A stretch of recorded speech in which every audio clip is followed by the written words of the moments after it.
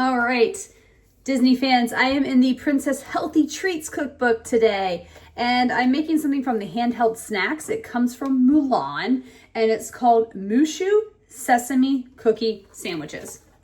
There's the picture of what the cookbook shows. Okay, so these are sandwich cookies. There is like sesame seeds that you kind of sprinkle on top. They're the healthy treats, so there's not a lot of refined sugar in them. I think there's like 1/4 cup, and then there's some allulose as well. The filling is dates, so it'll be interesting. It looks like we're gonna have to like soak some dates in some water and then blend them together to make the filling. I'll be curious how these taste. I'm only so-so on dates. So anyway, let's get started. Okay, so this is the first step. I have this large mixing bowl here. I'm gonna put some ingredients in it. First, I have 1/2 cup of flour, and my oven is preheating. If you hear that ding, ding, ding, it had to preheat to 325, so these cook at a little bit lower of a temperature. All right. Next, I'm adding in a couple tablespoons of almond flour. I'm just using like almond meal flour. I think it's kind of the same thing here. All right.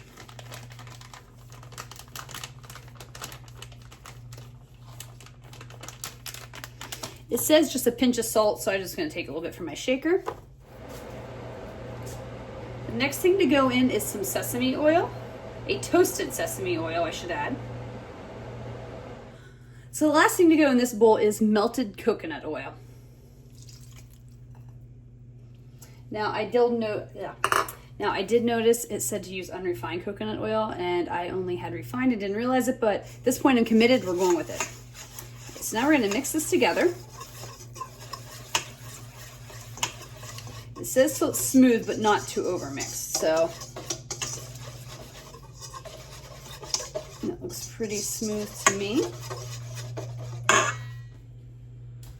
Okay, so now I have my KitchenAid mixer over here, and these are 2 egg whites, and I'm going to add them in here. Now, if you don't have a KitchenAid mixer, it does say you can just use a regular handheld mixer. And I'm going to let these start beating until stiff white peaks form, but I'm also going to be adding some sugar and stuff in it as we go too. So I've got some soft white peaks forming, so I'm going to go ahead and add some of the sugar. So first I'm adding 2 tablespoons of like allulose. It says you could use monk fruit or swerve, but I used allulose, that's what I had. And you keep beating while this happens. This is the regular sugar going in.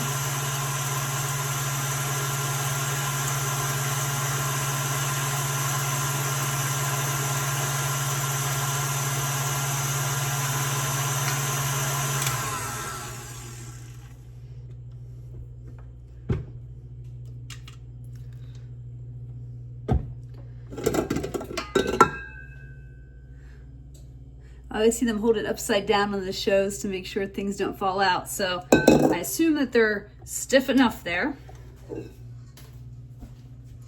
Okay, so here I have my egg whites and the original mixture that I put together. And I'm supposed to fold this in with that.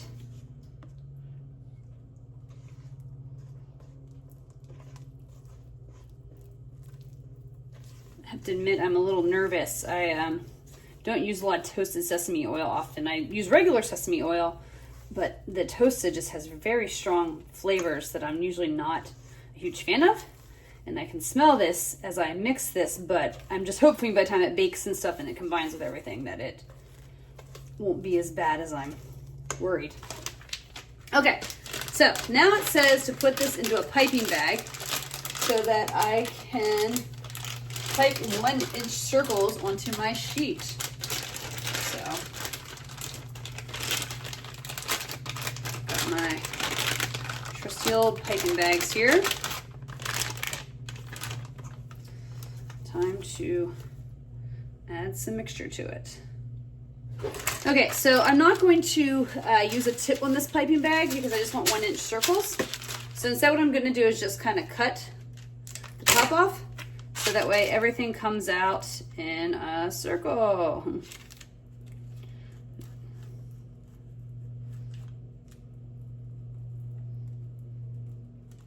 Okay, so hopefully here they're about ready to go in the oven. It says to let them bake for about 15 minutes until they're about lightly golden brown. Okay, so these have been baking for about 10 minutes, and I realized I forgot to sprinkle the sesame seeds on top before going in. So luckily I have a small second batch that's going to go in. I'll get those ahead of time, but I'm just going to sprinkle some in now, and then I'll let them go back in the oven. So here are my cookies out of the oven. They've got a light golden brown color to them. I'm to let them cool completely on this tray before we do anything. And over here, you might have noticed in the corner, or hear it, I've got some water boiling, and that's what's coming up next for the dates. I have my bowl of dates here, and this is 3 cups of boiling water that was on the stove. I'm pouring this in. Now I am to let these soak for 10 minutes. Okay, so my dates have been soaking for about 10 minutes, and it says to reserve about half a cup of the juice. So I'm gonna do that. And then just put the rest of the dates. I probably could drain these, but I'm just gonna go ahead and throw them in here.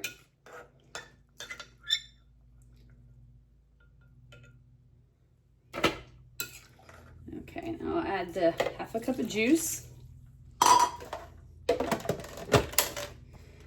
Now I am just supposed to blend this until it's smooth.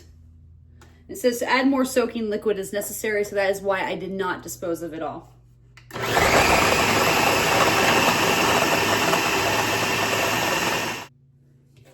Okay, so here's the puree mixture basically done. There still may be a few chunks in it, but I'm gonna roll with it. I think it'll be good. I'm gonna go ahead and put this into a bowl. I've got a bowl right here. And then I'm gonna put this in the fridge until I'm ready to assemble the cookies. Okay, so I have my cookies here and my date mixture, and I'm going to put one of them together. So I've got a cookie here. I'm gonna add just a little bit more because there's quite a bit of this stuff. And they're in there. Voila, sandwich cookie. Okay, we're gonna taste test this sandwich cookie. I'll admit, I'm a little nervous. These are not flavor profiles I tend to go for.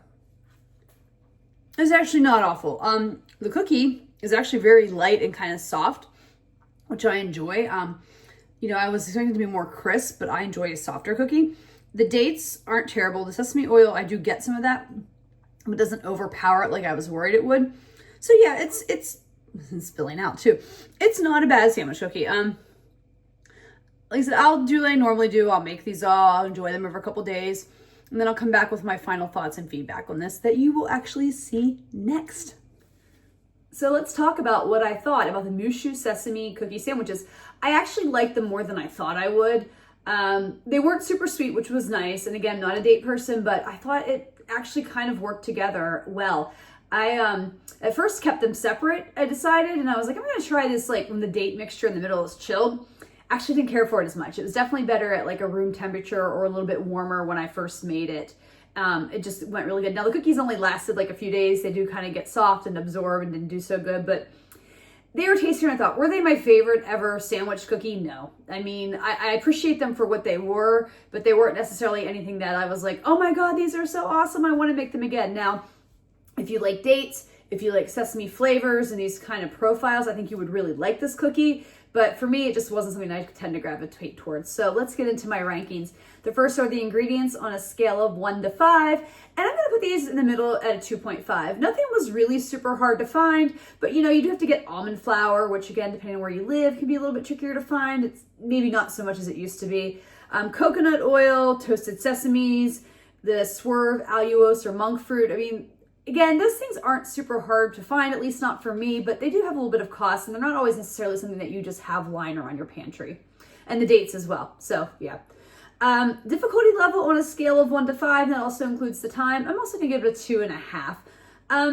It turned out to be a little bit easier than I thought it would be. You know, I always struggle a little bit with piping, as you probably saw, to the pipings. One of these days, I will get it. I just gotta keep practicing. But yeah, it had different steps involved too. You know what I mean? Like you had to make the cookies and you had to let them sit, and then you had to put out the dates and let them sit and blend it together. So there are some steps involved. I think again, 2.5 isn't too bad of a rating. I think most people can challenge this if I can do it.